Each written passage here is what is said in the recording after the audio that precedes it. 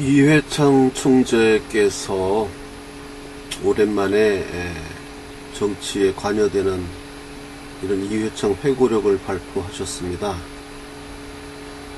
박근혜 대통령을 정치에 입문시킨 사람은 나다.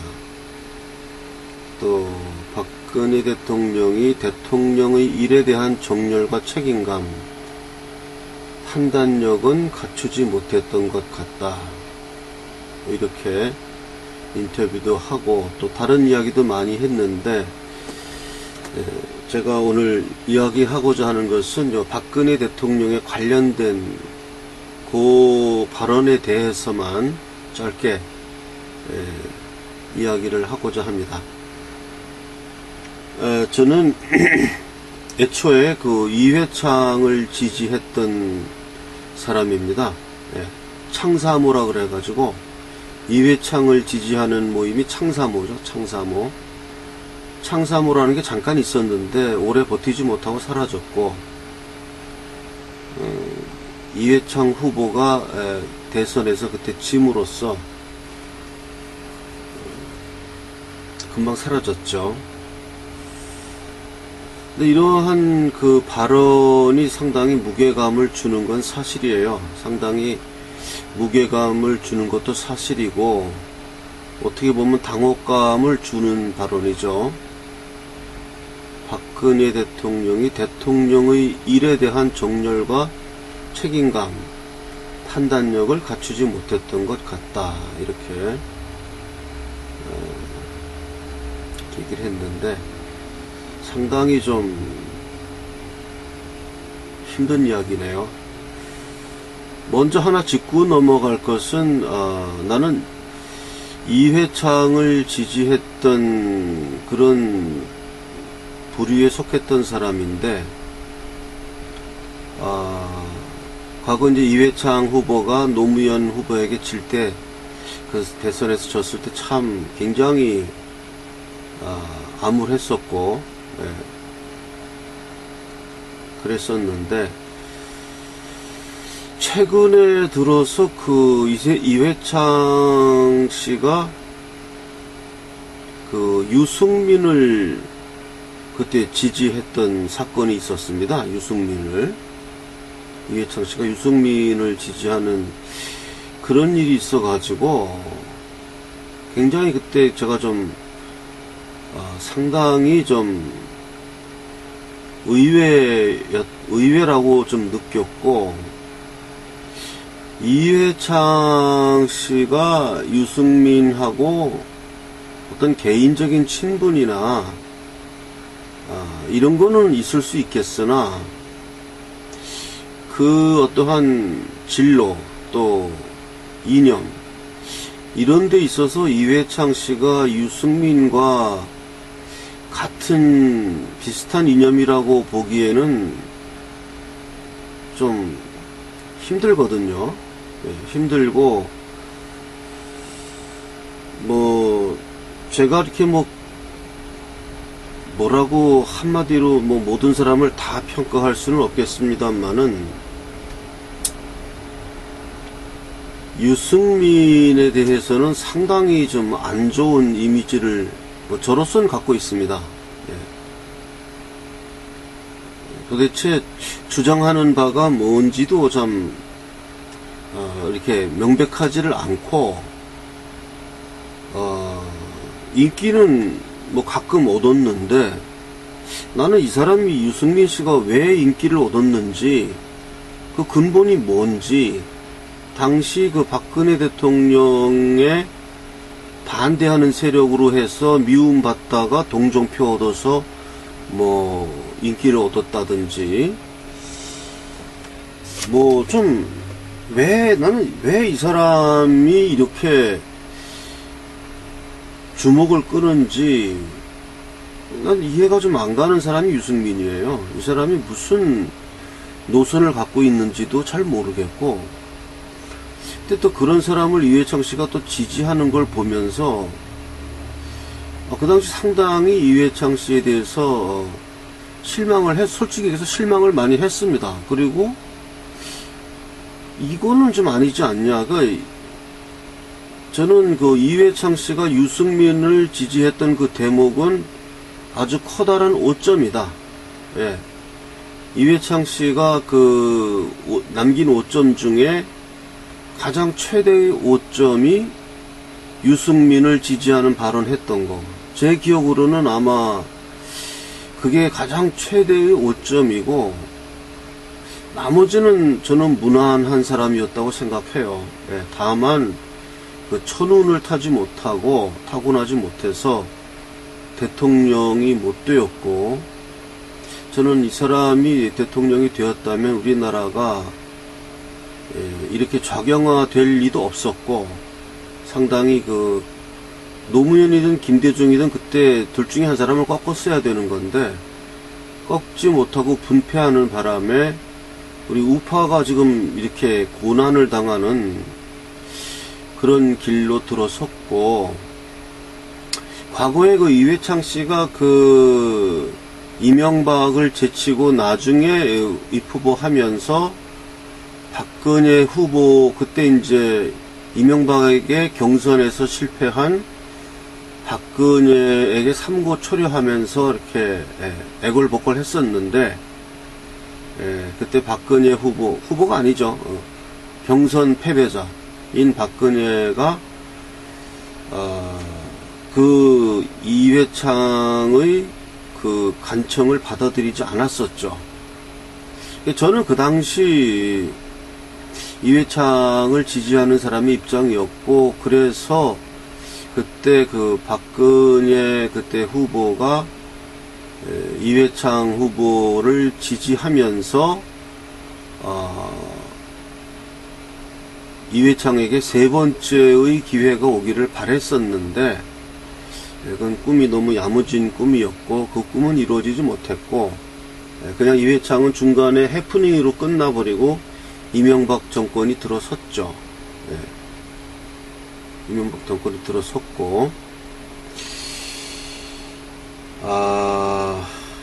좀 그 대목은 저로서는 상당히 아쉬운 대목이었어요. 그 당시에 뭐 신뢰를 지켜야 한다 뭐 이렇게 하면서 이제 이회창의 그거를 뿌리쳤는데, 만약에 그때 이회창의 손을 들어주었다면은 어쩌면 정동영 씨가 대통령이 될 확률도 있었죠.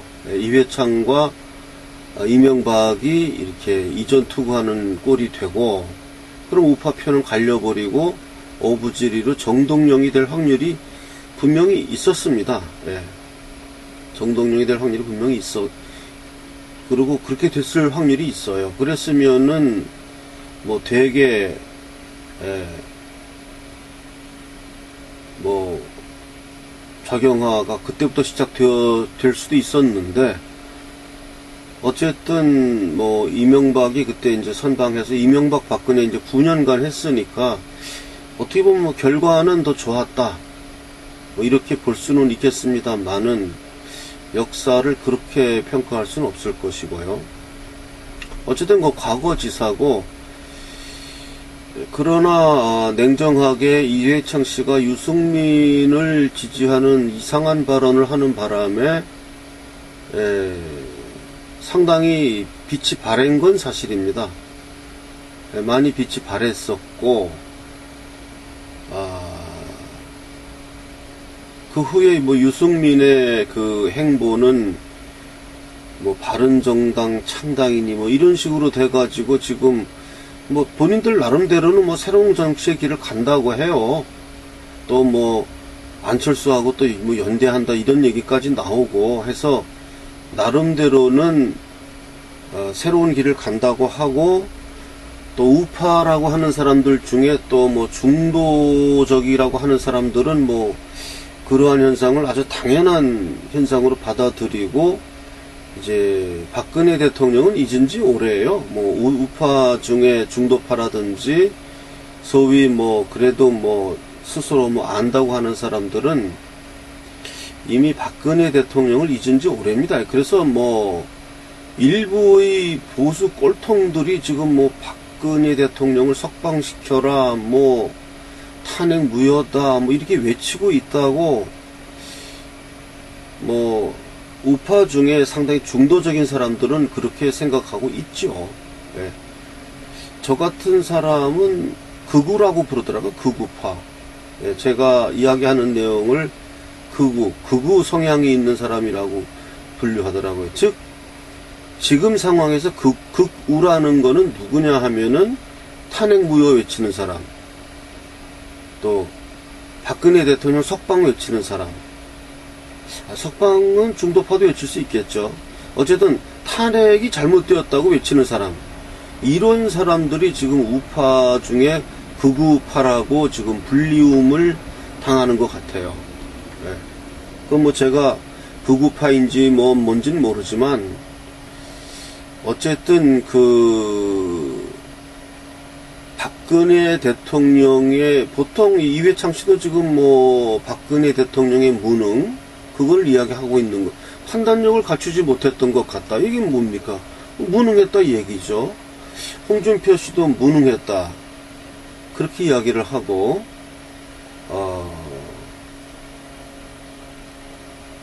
나는 박근혜 대통령이 무능한 사람이라고 생각하지 않습니다. 물론 판단은 다를 수가 있어요. 근데 그거는 어느 누구나 대통령으로서 정치하다 보면은 한쪽으로 가는 거죠. 그게 어떻게 판단력이 없는 겁니까? 한쪽으로 가는 거예요. 자기가 한쪽을 결정해서 뭐 약간 무슨 베이스가 약할 수는 있겠죠. 그 기반이 약할 수는 있겠으나 어쨌든 한쪽을 판단해서 그 일을 따라서 가는 것이고, 나는 박근혜라는 분이 판단력을 갖추지 못한 사람이라고는 생각하지 않습니다.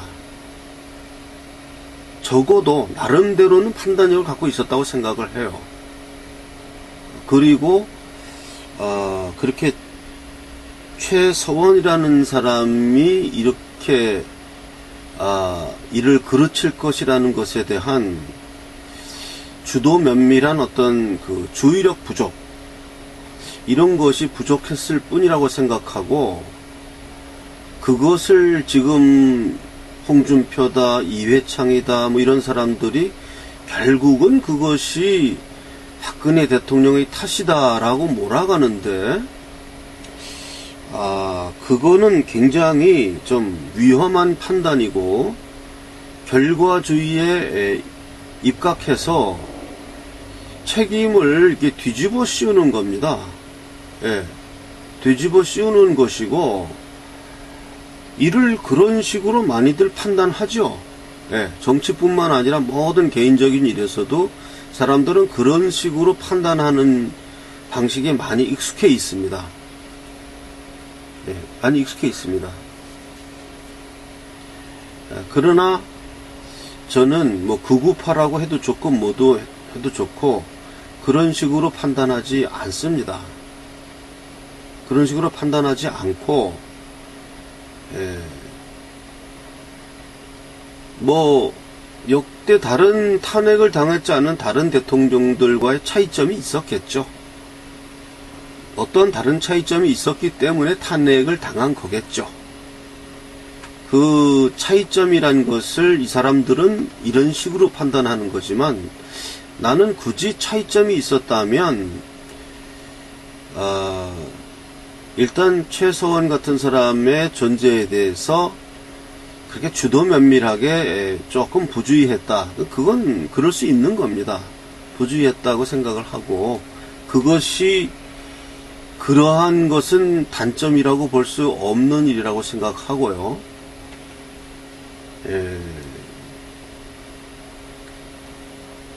박근혜 대통령이 뭐를 잘못해서, 뭐 홍준표 씨도 늘 하는 이야기가 뭐 무한 책임을 져야 한다. 그리고 재판에서 내가 그런 일 시킨 일 없지 않느냐, 이렇게 대답하는 게 과연 뭐 대통령이 할 일이냐, 이런 식으로 오히려 역으로 공격을 하는데, 그렇게 얘기하면 안 되죠. 예. 재판이라는 것은 사실을 판사가 그 사실을 알아야 되는 겁니다. 그래서 판사가 결정하는 건데, 홍준표 씨 이야기는 그냥 뒤집어 쓰고 크게 해서 이 사법의 이 판단, 사법 판사가 내리는 이런 사법 판단을 그냥 대통령이 다 내가 뒤집어 쓰겠다, 내가 무한 책임지겠다, 이 사람 부하들 따지지 마라, 이렇게 하라는 얘기거든요. 그거는 재판이 아니죠. 그렇게 하는 건 재판이 아니죠. 그건 재판이 아니니까, 홍준표 씨 같이 뭐 검사 출신이라는 사람마저도 도대체가 이게 법이 뭐고 재판이 뭐고 이걸 이런 식으로 얘기를 합니까? 그러니까 홍준표 씨도 보면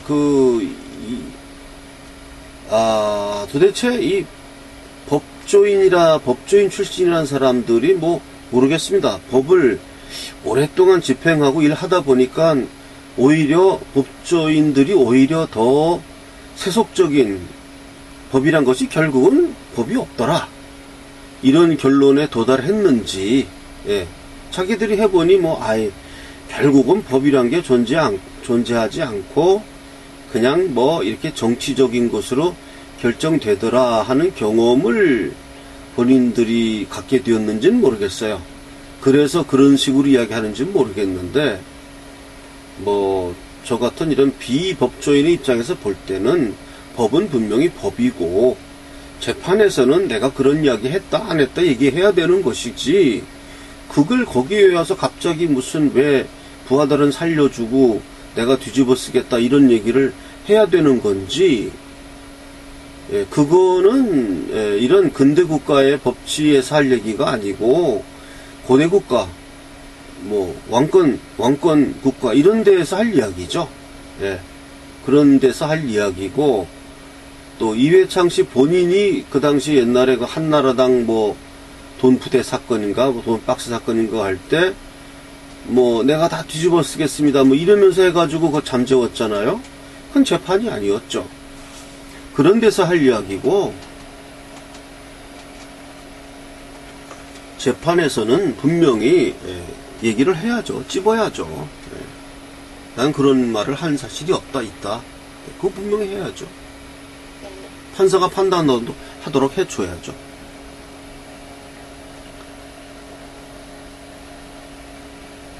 그러니까 박근혜 대통령이 어떤 원칙론에 대해서 이분들은 잘 이해를 못 하시고 있는 것 같아요. 박근혜 대통령은 지금 처음부터 끝까지 이 원칙으로 일관하고 있는 겁니다.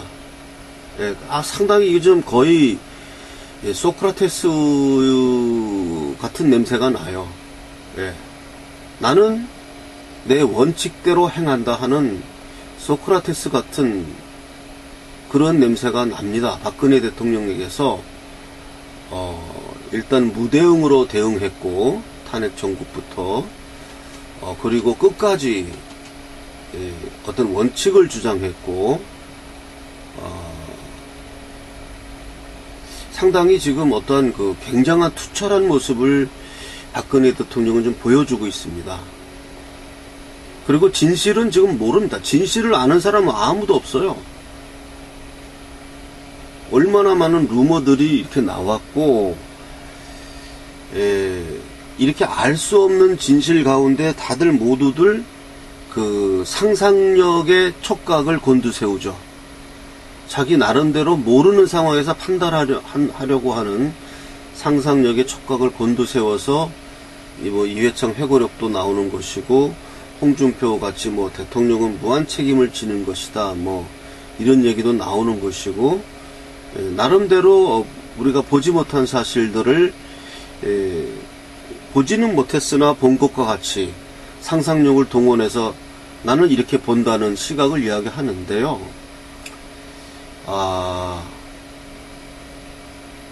지금 사실을 아는 사람이 없습니다. 사실 아는 사람이 없고, 지금 재판이라는 것이 그나마 사실을 밝혀주는 건데, 지금 그것마저도 지금 미궁에 쌓일 수가 있어서 이런 식으로 간다 그러면 결국 박근혜 대통령의 사건은 그냥 오리무중으로 끝나는 겁니다. 예. 마지막으로 그래도 박근혜 대통령의 진실, 이 사람이 결국 어떤 사람이었다는 것을 밝혀줄 마지막 장치가 지금 사법부거든요.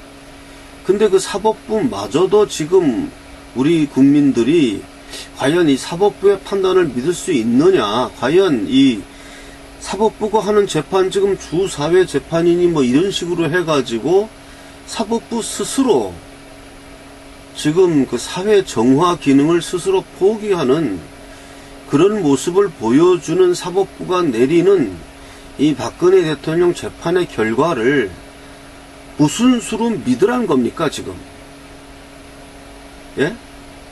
무슨 수로 지금 이 사법부의 이 마지막 판결을 저 같은 사람이 어떻게 이것을 믿으란 말입니까?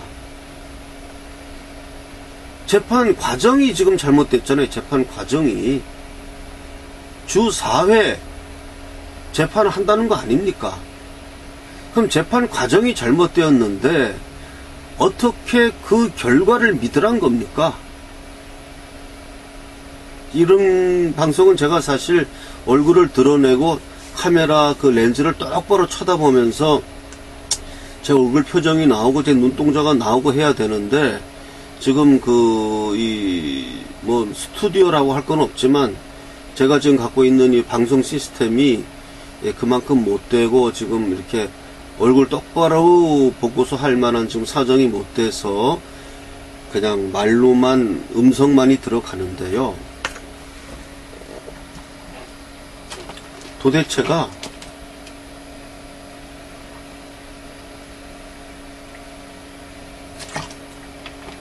이러한 재판 과정을 국민들 앞에 보여주면서 사법부는 어떻게 이 재판이 올바른 재판이었다고 말할 수 있겠습니까? 말할 수 없습니다.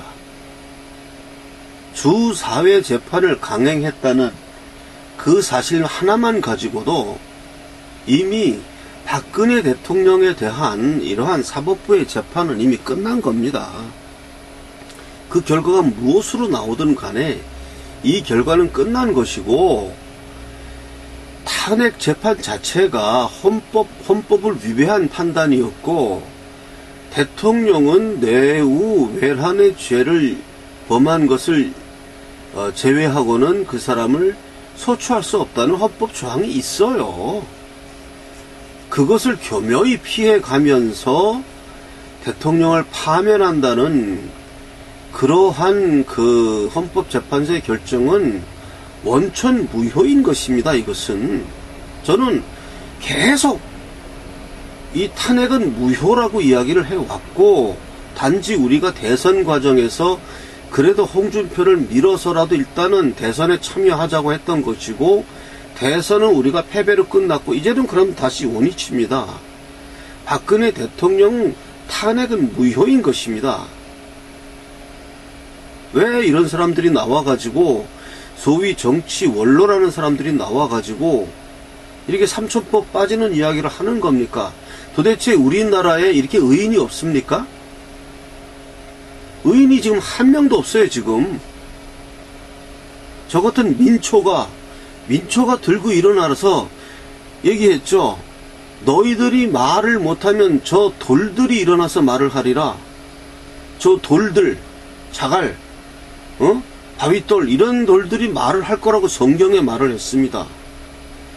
예, 나는 돌이 일어나서 말을 하는 그 돌의 역할을 해야 합니다. 도대체 이회창 같은 이런 중요한 분이, 저는 과거에 이회창 지지자였어요. 이런 분들이 도대체 이런 발언하고 지금 탄핵이 지금 무효다라고 지금 주장하는 분들은 다 김평우 변호사 뭐 이렇게 좀 돌에 속하는 사람들이다. 돌. 원로 대접을 못 받는 이런 사람들이 그런 이야기를 하고 있고, 그래도 정치 올라가는 분들이 왜 한 명도 없습니까? 박근혜 대통령 탄핵은 무효입니다 라고 이야기하는 그런 사람들이 이렇게 한 명도 없고, 이렇게 지금 판단력을 갖추지 못했던 것 같다, 이런 식의 이야기가 나오고요. 홍준표, 이회창, 이런 분들은 사실 우파의 거장 아닙니까? 우파의 거장? 이런 분들이 소위 그래도 우파의 거장이라고 하는 분들 중에 왜 한 명도 없습니까? 우리 같은 사람들이 다 보수 꼴통이고 극우파, 극우 세력이라서 이렇게 나오는 겁니까? 나는 내가 극우 세력이기 때문에 하는 게 아니라, 극우 세력이라는 것은 막 우기는 사람들입니다. 우기는 사람들. 내가 뭘 우깁니까? 우기는 게 아니고, 박근혜 대통령 탄핵은, 이거는 법적으로 이거는 무효인 재판인 것입니다. 무효인 재판. 지금 하고 있는 그 재판 자체도 얘기했잖아요. 그 과정 자체가 이게 벌써 주 4회 심리를 하고 그 졸속 재판으로 지금 가겠다고 하는데, 그 결과를 왜 봐야 합니까? 뻔한 거예요. 그 과정이 법적이지 않은데 어떻게 그 결과가 법적인 판단이 나옵니까? 대통령 탄핵의 그 과정 자체가 법적인 절차에 전부 위배됐어요. 그런데 어떻게 그 결과가, 이거는 그냥 토인들, 아프리카 토인들이 그냥 저 족장회의라든지 그냥 저 이민회의 해가지고 막 쌀라쌀라 하면서 한 그런 거밖에 되지 않아요. 촛불 세력이라는 그 사람들이 모여서 많은 사람들이 알지 못하는, 진실이 무엇인지 알지 못하는 많은 사람들의 믿음, 그 믿음이 다발로 묶여가지고 이게 옳다고 그런 식으로 한 거에 지나지 않아요. 그 사람들이 뭘 압니까? 텔레비전 매일 밥 먹고 텔레비전에서 한 얘기 그냥 앵무새같이 따라서 한 것밖에 없는 사람들입니다. 진실은 아무도 몰라요. 그 사람들이. 신문기사 그것만 본 거예요. 텔레비전만 본 거예요. 진실을 알지 못하는 많은 사람들의 집단, 그 사람들이 믿음을 다 모아가지고 이렇게 믿음이 많이 쌓였다, 그러므로 이것이 사실이다, 이렇게 밀어붙인 거지요. 나는 박근혜 대통령이 과연 판단력을 갖추지 못한 사람인지 모르겠습니다. 제가 비록 그 친중 외교 그거는 좀 잘못이다, 그런 이야기를 한 적이 있어요. 그건 잘못했습니다. 그건 분명히 미국에 대한 우리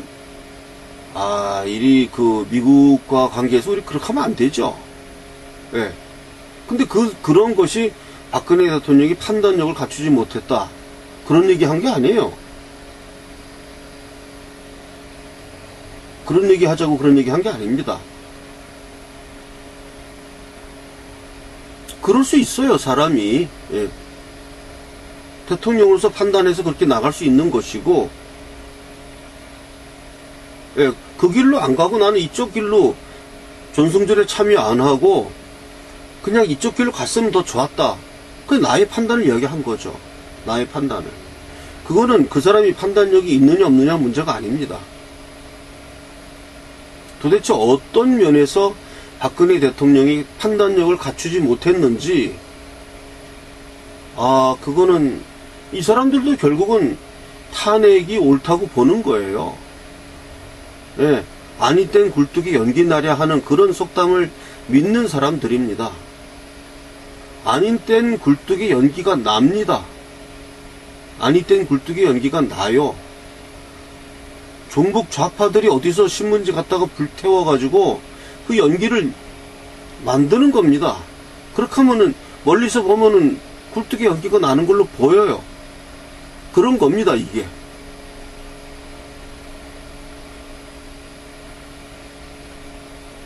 도대체 우리나라에 이렇게 의인이 없습니까? 우리나라에 의인이 한 명도 없습니까? 이렇게?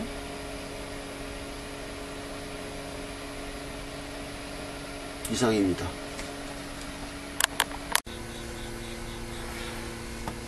태극사랑신문이 지금 발간이 좀 늦춰지고 있는데요. 지금 구독자 수가 부족해서 지금 구독자 확충을 위해서 홍보하고 있고, 또 여러분들이 또 협조해 주셔서 지금 또 새로운 구독자가 좀 늘고 있습니다. 그래서 약간 늦어지더라도 구독자들을 모아서 그 돈을 가지고 태극사랑신문 4호를 발간하려고 합니다.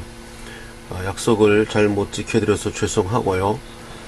지금 또 이제 그 원고료나 이런 걸 제대로 잘 못 주고, 이렇게 많이 못 주고 하니까 편집하는 사람이라든지 또 원고 채집하는 사람, 뭐 이런 사람들이 기자 역할을 뭐 그만두고 이렇게 해가지고 그 지금 여러 가지로 안팎으로 지금 문제가 많아서 신문이 좀 늦어지고 있습니다.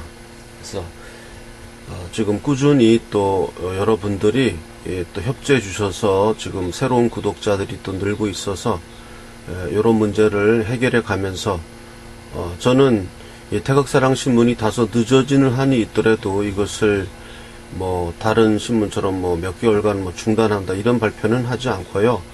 어쨌든 적더라도 모아지는 대로 돈을 또 모아서 발간하고 꾸준히 어쨌든 구독자만 계속 늘어나면, 지금도 늘어나고는 있습니다. 늘어나고는 있는데 그 속도가 그렇게 빠르지 않아서 좀 예상대로 못 나갈 뿐이지 어쨌든 늘어나고 있는 건 사실입니다. 그래서 이런 식으로 늘려나간다면 어느 정도의 구독자만 돌파하면 그 다음에는 정상 궤도에 올라가니까 조금 이해해 주시고, 신문이 좀 늦게 나오더라도 좀 이해해 주시기 바라고, 또 이 방송을 보시면서 또 주위 분들에게 이거 알아보면 몰라서 이걸 구독 못하는 분도 많더라고요. 이런 신문이 있는지 몰라가지고 구독 못하는 분들도 많으니까 주변에 많은 홍보를 해주시기 바랍니다.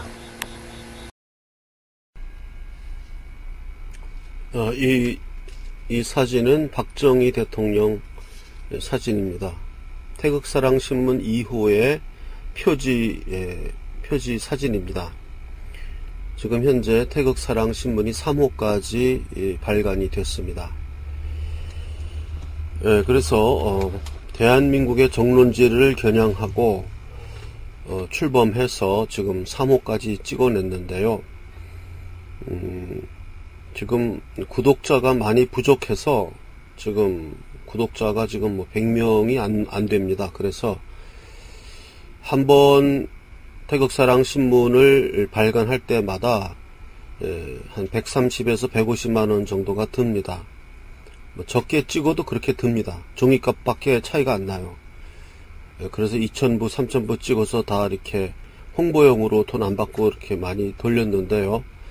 계속 그렇게 한다는 것은 끝이 보이기 때문에 할 수 없이 이제는 구독자를 받아서 그 돈을 모아서 신문을 발간해야 우리 태극사랑이 살아남는다 생각을 합니다. 구독자가 확보되지 않은 상태에서 계속 홍보용으로 계속 한번 찍어낼 때마다 150만원씩 들어가는데, 이거를 계속 한다는 거는 끝이 보입니다. 그래서 끝이 보여서 우리 태극사랑신문이 중단되는 것보다는 일단 구독 선전을 많이 하고, 제가 적극 나서서 세일즈에 적극 나서고 우리 유튜브 방송을 더 활성화시키고 해서 이 구독자를 더 모집을 하겠습니다. 그래서 구독 요청을 하시는 분들이 모아주시는 돈이 이 150만원을 넘을 때마다, 그러니까 한 20명, 15명 이상, 한 20명 가까운 분들을 구독 신청을 받을 때마다 태극사랑신문을 발간해야지 지금 이렇게 저는 상당한 기대를 가지고 태극사랑신문을 발간했는데 기대에 너무나 많이 못 미칩니다. 제가 태극사랑신문이 발간되면 구독하겠다고 약속했었던 문자 메시지 이런 거가 많았는데요. 이런 것을 믿고 태극사랑신문을 발간했는데 실제 돈을 구독하고 하시는 분들 숫자가 적어서, 그것도 아주 현저히 적어서 지금 3호까지 발간을 한 후에 4호를 지금 발간을 하고, 지금도 벌써 오버해서 발간했는데요. 저는 어떤 독지가가 도와주거나 무슨 조식 그 대금으로 신문을 찍어내거나 이런 것은 방법이 아니라고 생각합니다. 이것은 구독자를 많이 모아서 구독자가 낸 구독료 가지고 신문을 찍어야 이게 제대로 돌아가는 것이지, 그 이외의 다른 방법은 바로 끝이 보입니다. 끝이 보이는 일을 할 필요가 없는 것입니다. 해서도 안 되고요. 그래서 제가 방송을 하는 것은 우리 태극사랑신문이 계속 살아남기 위해서 더 많은 구독자가 필요합니다. 여타 다른 애국신문들은 저처럼 100명 이런 게 아니고 더 많은 인원을 가지고도 지금 발간을 못한다는 그런 이야기가 들리는데요. 저는 그만큼만 저한테 줬으면은 저는 이 태극사랑신문 지금 하늘을 날고 있을 겁니다. 그만큼도 못 되는 거 가지고도 이만큼 이제 끌어왔는데요. 여기서 저는 신중하게 이렇게 끝이 보이는 그런 신문 발간을 무턱대고 할 수가 없기 때문에 적극 구독 홍보에 나서고, 여러분들도 태극사랑신문 구독 홍보에 나서 주시기 바랍니다. 그렇게 해서 태극사랑 제가 이러한 작년에 왔던 각설이 타령 저번에 한번 한 이후로 또 있는 분들이 구독을 신청해 오셨지만 아직 그 숫자가 채워지지 않았습니다. 그래서 이 숫자를 채워가면서 적극 이것을 나의 신문으로 생각하시고 우리나라의 신문으로 생각하시고, 일단 최소한도 구독자가 600명은 넘어서야 마지노선을 넘는 것입니다.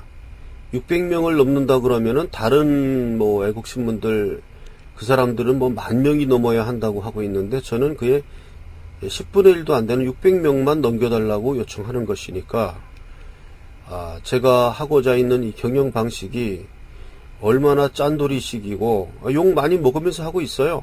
욕 많이 먹으면서 하고 있습니다. 짠돌이라고. 짠돌이식으로 해서 살아남아야 됩니다. 살아남고 이기는 자가 정의입니다. 그러므로 이 방송 듣는 분들은 저희 태극사랑신문의 구독자들을 많이 구독해 주시기 바라고, 구독을 약속하셨던 분들, 또 이 방송을 처음 보시는 분들, 태극사랑신문 구독에 많은 참여를 부탁합니다.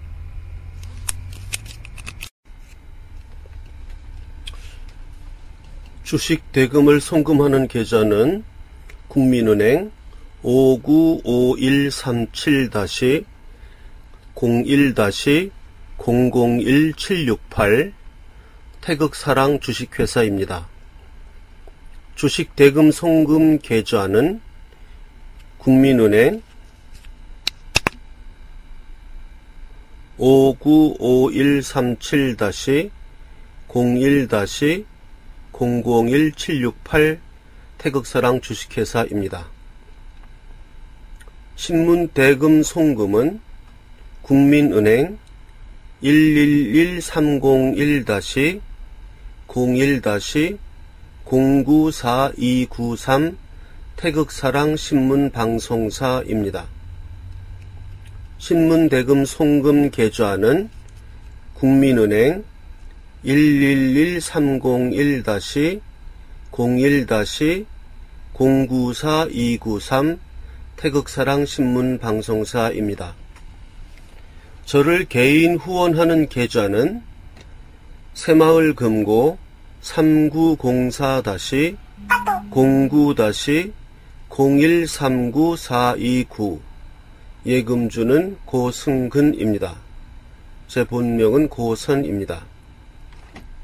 개인 후원 계좌 새마을 금고 3904-09-0139-429 개인 후원 계좌 국민은행 계좌 812-21-0374-284입니다.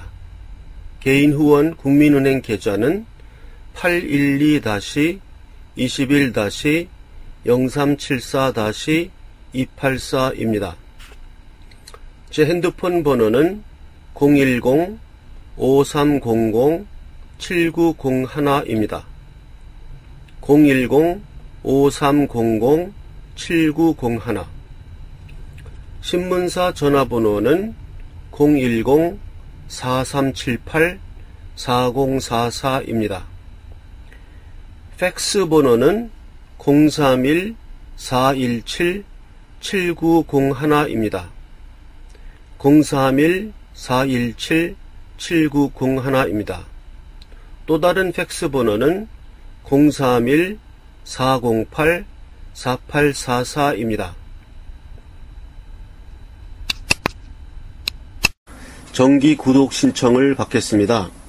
그래서 1년 구독료는 89,000원입니다. 1년치 주간신문이고 1년치 구독료는 89,000원이고요. 6개월 구독료는 45,000원입니다. 6개월 구독료는 45,000원. 구독을 신청할 계좌는 국민은행 111-301-01-094-293 다시 말씀드립니다. 국민은행 111-301-01-094-293 태극사랑 신문방송 주식회사입니다. 그리고 입금하신 후에는 010-5300-7901로 입금자 성함, 주소, 입금액, 입금자 성함, 주소, 입금액을 문자 메시지로 보내주시면 되겠습니다. 그리고 우리 태극사랑 합창단 창단 공연을 10월 13일에 합니다. 10월 13일 금요일 7시에 산림문학관이라고 있습니다. 인터넷에 검색하시면 산림문학관 이렇게 검색하시면 그 검색이 나옵니다. 그 명동역 1번 출구입니다. 명동역 1번 출구에서 나오셔가지고 남산 쪽으로 이렇게 올라가시면은 산기슭을 쭉 올라가는 거예요. 남산 쪽으로. 그렇게 남산 쪽으로 많이 안 올라가요. 한 1번 출구에 나와서 이렇게 쭉 올라가면은 거의 뭐 한 200m? 그 정도 올라가면은 산림문학관이라고 있어서 카페도 있고 연주홀도 있습니다. 거기서 4월 13일 금요일 7시에 태극사랑 합창단 창단 공연을 하고, 공연은 일부 순서는 제가 독창을 좀 많이 할 겁니다. 제가 거의 한 8곡에서 한 10곡 정도 독창의 수준으로 해서 맨 끝에 아리아도 부르고, 그래서 제가 꾸미는 무대를 일부를 하고요. 그 다음에 2부에서는 이제 합창, 소프라노, 바리톤, 독창 이렇게 해서 2부를 할 겁니다. 그러니까 2부가 좀 더 깁니다. 길고 합창 공연도 있고, 그렇게 해서 1, 2부 7시부터 해서 한 9시까지 한 2시간 정도 광고를 하나 하겠습니다. 어저께 말씀드린 대로 제가 이화영 목사님과 더불어 우리가 목회를 하면서 우리 지금 이 좌파 교회를 떠나서 유리하고 있는 신앙적으로 지금 미화가 된 사람들, 다니던 교회를 떠나서 이 우파 진실한 교회를 찾지 못해서 유리하고 있는 분들을 위해서 제가 그러한 딱한 사정을 이화영 목사님하고도 협의를 해서 이화영 목사님도 흔쾌히 그런 일은 해야 된다고 생각하셨고 해서 일단은 1차적으로 인터넷 설교를 인터넷에다 올려달라 해서 지금 이화영 목사님이 저번 주부터 올리기 시작하셨고, 그래서 일단 적은 인원이라도 우리가 목회를 시작하고자 합니다. 그래서 이화영 목사님의 설교를 듣는 걸로 해서 시간이 안 될 때는 인터넷으로 듣지만, 이화영 목사님도 이제 상당히 적극적으로 그러면 서울에 올라와서 목회를 할 생각을 갖고 계십니다. 그래서 그런 데 대해서 동참하실 분들은 저한테 연락을 해 주셔도 가능하고요. 010-5300-7901 그렇게 연락을 해 주셔도 되고, 또 이화영 목사님한테 직접 연락을 하셔서 그 교회에 가고 싶습니다 하고 또 신청을 하셔도 되고요. 해서 저는 이번 기회에 우리 진실한 교회, 진실한 우파 태극기 시민이 모여서 집회하는 이 교회를 목회를 하고자 합니다. 그래서 이제 이화영 목사님이 목사님을 하시고 제가 이제 전도사 생활을 하는 거죠. 그러한 인터넷을 매개로 해서 시작되어서 실제로는 오프라인으로 되는 이러한 교회를 세우고자 하니까 관심 있는 분들은 연락 주시기 바랍니다. 제가 뭐 하는 사람인지 또 궁금해 하시는 분들도 있고, 그래서 제가 성악가예요. 테너입니다. 그래서 제가 연주했던 동영상 하나를 같이 편집해서 올립니다.